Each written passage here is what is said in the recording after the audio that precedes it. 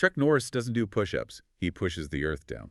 Oh man, that's the absolute classic. Right. I mean, I have to give you one more before we really get into this because I went down a total rabbit hole of these this morning. Chuck Norris counted to infinity twice. Twice. Yeah, I have heard that one probably 1,000 times. Hmm. It is physically impossible, logically broken, but That's somehow how it works. exactly. When you attach the name Chuck Norris to it, you pause for a split second and think, well, maybe, if anyone could. Right. If anyone could, it's him. That is the power of the meme. But welcome back to the deep dive. Today we are shifting gears a bit. We definitely are. Yeah, we aren't tearing apart a financial report or some complex history textbook today. We are looking at a guide that on the surface seems like a complete joke, but is actually surprisingly profound. It's titled, What a Boarder Can Learn from Chuck Norris. And I know exactly what you, the listener, are thinking right now. You're thinking, okay, is this just going to be 15 minutes of roundhouse kick jokes? Which would be fun, to be fair. It would be, but the answer is a hard no. This guide is actually a really surprisingly deep look at social dynamics. Yeah. It is essentially a survival manual for students living in boarding schools, and it uses Chuck Norris as like the ultimate metaphor for mental health resilience and community living. It's such a fascinating pivot, right? Taking an internet meme, this symbol of ultimate destructive power, and turning it into a philosophy for communal living. Right. But before we get into the how of it all, we have to ask the why. Because the source material actually opens by asking why these jokes are even funny in the first place. Like, why Chuck Norris? Why not, I don't know, Jean-Claude Van Damme? It is a great question. And the source argues that the humor lands because Chuck Norris has become a cultural symbol of something very specific. Okay. It isn't just that he's strong, it's that he represents quiet strength and confidence. Quiet strength. Yeah, the jokes are funny because they take that very quiet confidence and they blow it up into absurd omnipotence. He is the unmovable object and the unstoppable force. Precisely. But the key word there really is quiet. He isn't out there screaming at the camera. He isn't cutting wild wrestling promos. Right. He represents an unstoppable force, but entirely without the noise. And the mission of our deep dive today is to unpack how that specific metaphor is used to teach boarders, or really anyone living in close quarters, how to survive each other. So just to manage expectations right up front, for anyone hoping for a tactical breakdown, this is not a deep dive on combat skills. Unfortunately, no. We aren't teaching you how to neutralize a threat in a dark alley. We are teaching you how to live with a roommate who snores. Or how to handle the pressure of exams without imploding. Which honestly, depending on the roommate, might actually be the harder fight. Oh, I would argue it definitely is. So let's get into the text itself. The guide starts by drawing a pretty sharp line between the man and the myth. We all know the movie Persona. Oh, yeah. He's the guy walking away from the explosion without looking back. But the source highlights a contrast with his real life that I actually wasn't fully aware of. It is distinct, isn't it? Very. The source points out that while he became famous for playing these invincible tough guy characters, his reputation among his peers and in the martial arts community is almost the exact opposite of that stereotypical alpha male. Right. In real life, he's known for being incredibly calm, respectful, and humble. Which feels contradictory.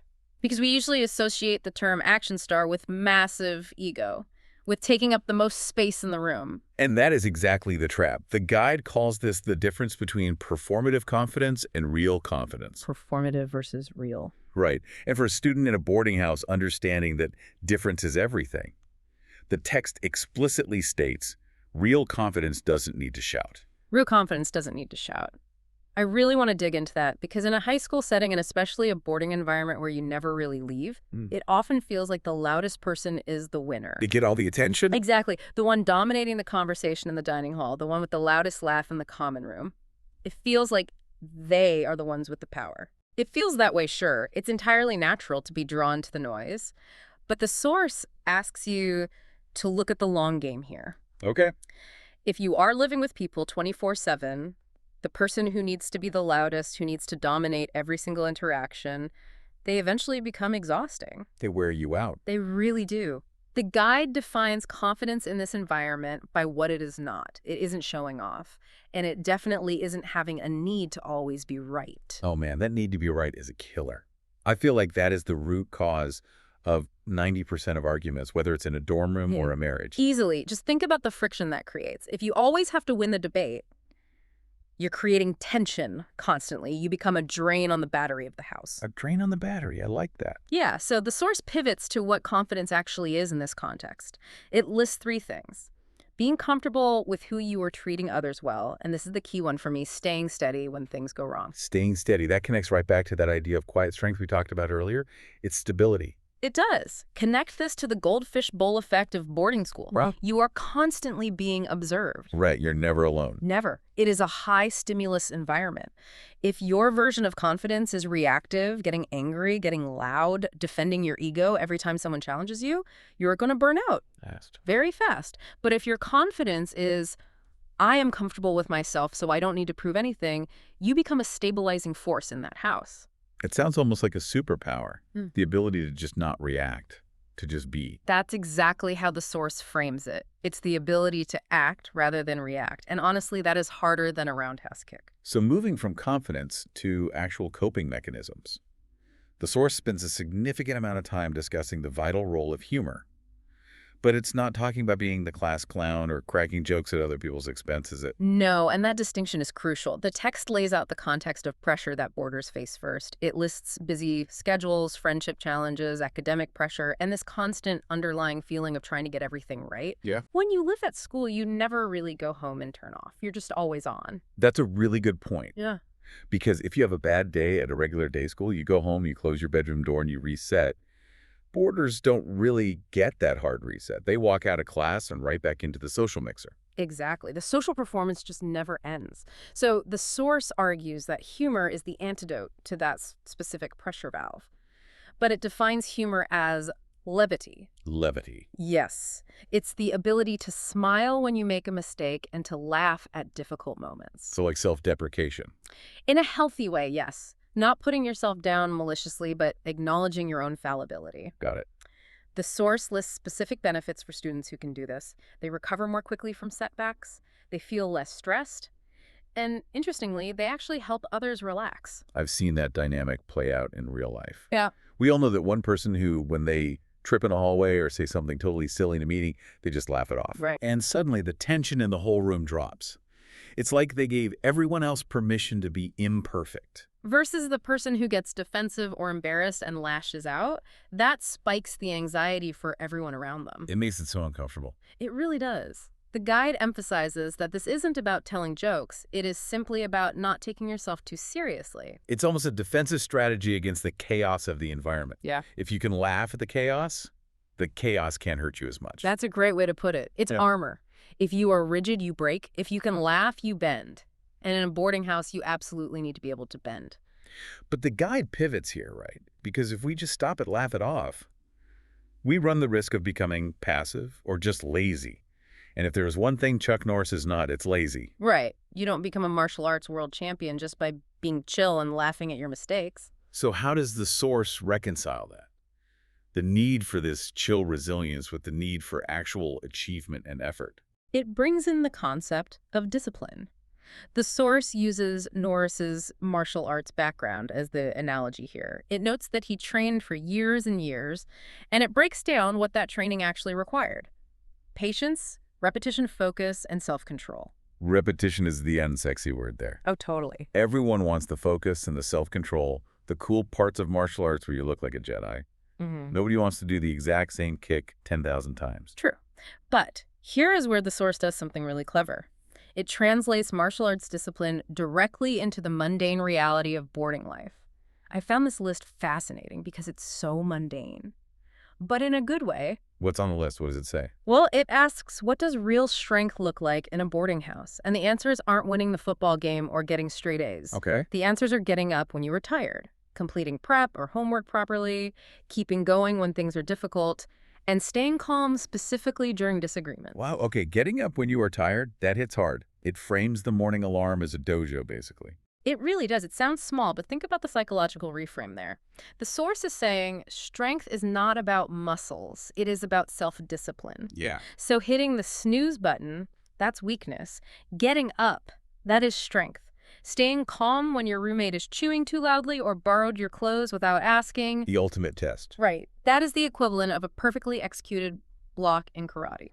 I love that framing. It elevates the mundane. It takes these boring, everyday annoyances of living in a dorm and turns them into a training ground for character. You aren't just doing prep. You are honing your discipline. It gives meaning to the suffering in a way. It transforms chores into training. And that mindset shift is critical because it leads directly into the next big topic the guide covers, which is escaping the prove-it trap. The prove it trap. That sounds like something that affects adults just as much as teenagers, maybe even more. What is it specifically in this context? It's that gnawing insecurity, the feeling that you always need to win, be the best, or impress others constantly to justify your existence. It's the if I'm not winning, I'm losing mentality. Right. And in a boarding environment where you are living with your peers, that pressure is suffocating. You see everyone else's highlight reels constantly. Constantly, yeah. You see who made the team, who got the solo, who got the grades. The text explicitly says to the reader, you don't have to prove yourself all the time. That must be such a relief to hear for some of these students. Yeah. But is it practical? Because the school system is built on proving yourself. Grades, sports teams, auditions, it's all a competition. The system is yes, but your identity shouldn't be. That's the distinction here. The guide details the characteristics of someone who is truly secure. And again, it's a list of negative things they don't do. Okay. They don't need constant attention. They don't need to dominate conversations. And they don't need to compare themselves to everyone else. That comparison piece is deadly, especially when you live down the hall from someone who just seems to have it all together. Better grades, better clothes, more friends. It is. But the source argues that when you stop comparing, you become secure in yourself. And the impact of that security isn't just internal. The text makes a crucial point. This individual security makes boarding life more positive for everyone around you. Because you aren't sucking the air out of the room trying to be the star. Exactly. Think about the dynamics of a boarding house. Who is the best roommate?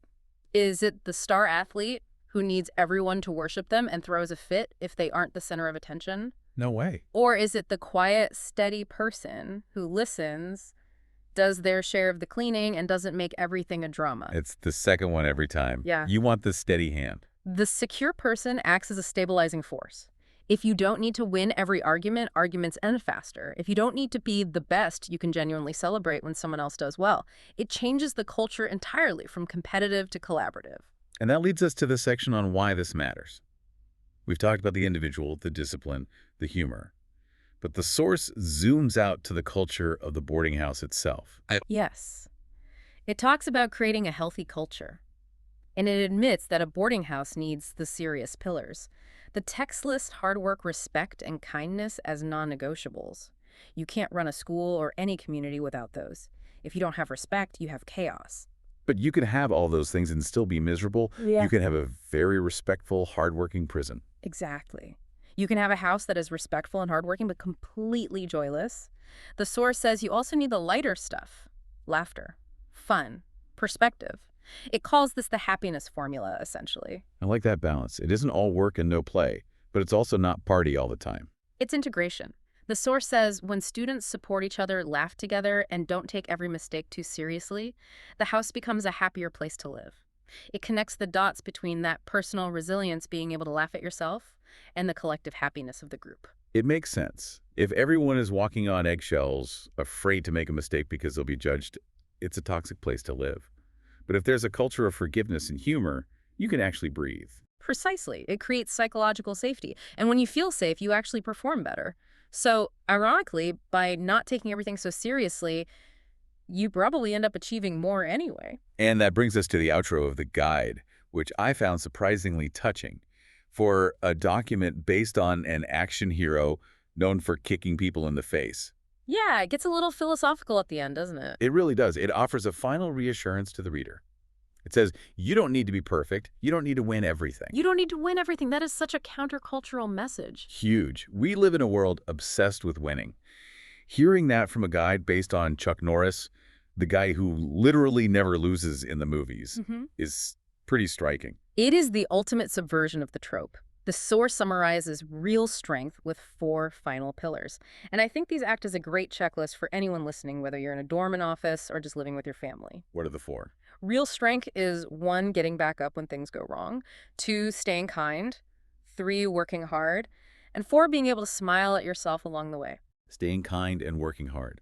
It sounds simple, but in the heat of the moment when you're tired and stressed, it's not easy. No, it's not. It requires that discipline we talked about. Being kind when you are exhausted is a discipline. But the source concludes with this idea that confidence and humor together are more powerful than trying to look impressive. It says boarding life should be a place where you grow and enjoy the journey. Enjoy the journey. That's the part we often forget when we are stressing about grades or social standing. We do.